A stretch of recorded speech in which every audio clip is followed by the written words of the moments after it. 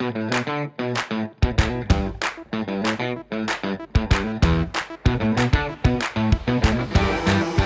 Franklin County. I'm Goderwis. I'm the planning director here, and I've got Marty with me. He's one of our electrical inspectors.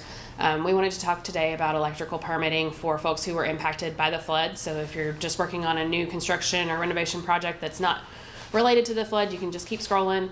But we wanted to talk today specifically about electrical for flood folks.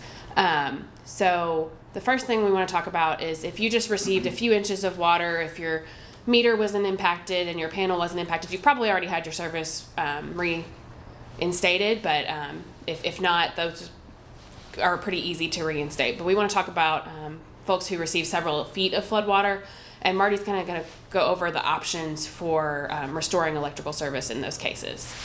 So I'm Marty, the Chief Electrical Inspector for Frankfort and Franklin County, and we've come up with a plan to simplify as best we can the reconnection of these flooded homes.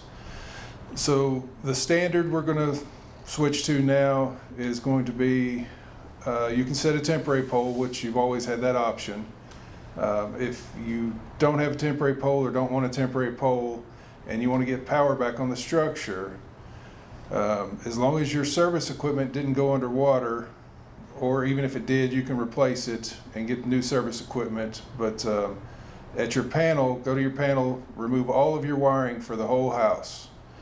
I don't have time to come and verify which wires got flooded and which wires didn't. So I'm just saying across the board, remove all the wires out of the panel, put in 2 GFCI breakers, and breakers not devices, put in 2 GFCI breakers and drop down below your panel and put a couple of receptacles so you can treat your house service as a temporary service. With that being said, Autumn has a new form that you'll need to come down and sign and get notarized saying that you're going to treat this as a temporary only. You're not going to move in the house. It doesn't negate any inspections that you still need to have.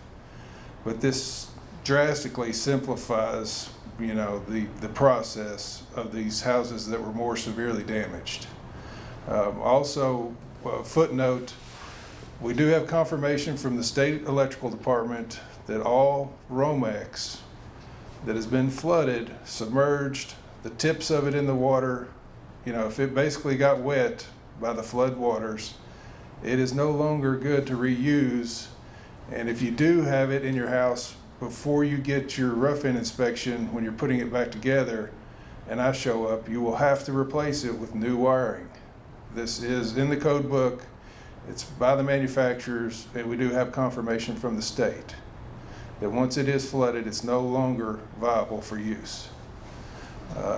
Is there anything else, Autumn? I would just add that this does apply to both Franklin County and City of Frankfort residences because our electrical inspectors do provide the electrical inspection services for both jurisdictions.